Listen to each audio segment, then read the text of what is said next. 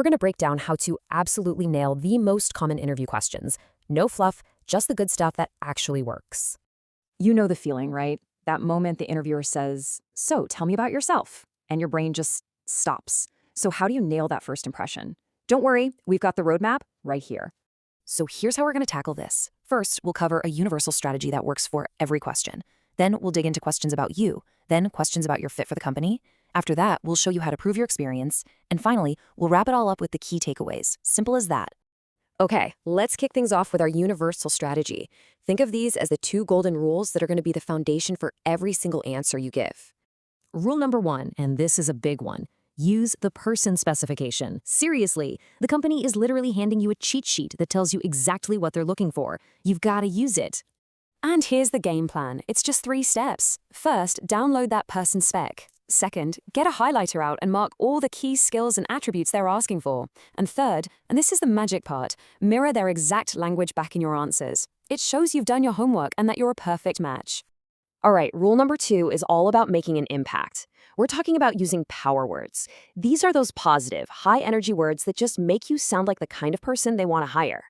Think about it. Words like motivated, enthusiastic, committed, adaptable, they just sound good, right? They scream proactivity and reliability. You want to sprinkle these throughout your answers to paint the best possible picture of yourself. I mean, who doesn't want to hire a positive person? Okay, so you've got your foundation. Now let's put it to work. Next up, we're looking at those questions that are all about you and how to define your professional identity. And there it is, the big one. The question that kicks off so many interviews and trips up so many people. Tell me about yourself. Okay, listen up because this is super important. They are not asking for your life story. They don't need to know about your hobbies or your dog. What they're really asking is, are your professional skills and your attitude a good match for this job and our team? That's it. Keep your answer focused right there. So check out this brilliant way to frame your answer. Instead of just listing facts, you tell a little story. You can say something like, I believe there are 2 types of employees.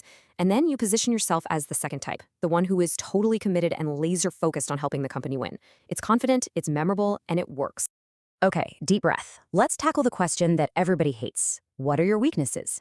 Here's the deal. Weak answers are total cop-outs, like saying, I have no weaknesses, or the classic, eye-roll inducing, I'm a perfectionist. A strong answer, on the other hand, is honest. You name a real, actual weakness, but then you immediately show how you're working on it, how you're turning it into a strength. It's all about showing self-awareness and a desire to grow. And this is how you make that pivot. Let's say your weakness is that you get frustrated when people don't meet high standards.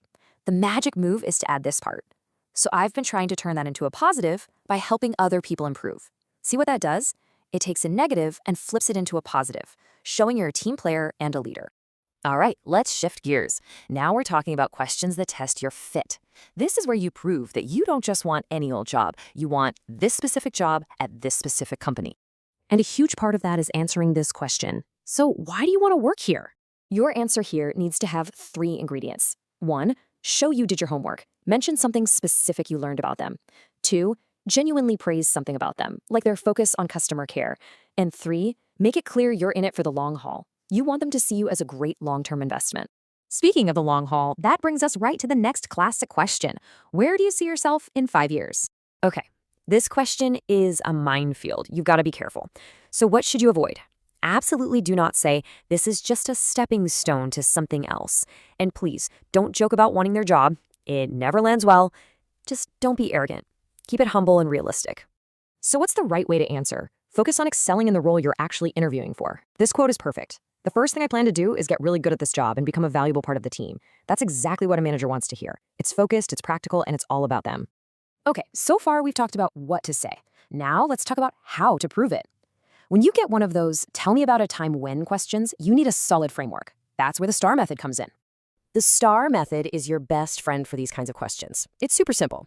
S is for situation, just quickly set the scene. T is for task, what was the goal you had to achieve? A is for action. This is the most important part. What did you specifically do? And R is for result. What was the awesome outcome? Following this formula makes your stories clear, powerful, and to the point. Whew, okay, that was a lot of ground to cover. So let's bring it all home with our key takeaways. This is your final cheat sheet for interview success. If you only take 4 things away from this, make it these. Number 1, the person specification is your roadmap. Always start there. Number 2, sprinkle those power words into your answers. Number 3, turn your weaknesses into strengths by showing how you're growing. And number 4, use the STAR method to tell stories that prove your skills. That's the core of it, right there. So there you go, a full toolkit to help you walk into your next interview with confidence. But hey, knowing this stuff is one thing, doing it is another. So my question to you is, which one of these are you going to start practicing first?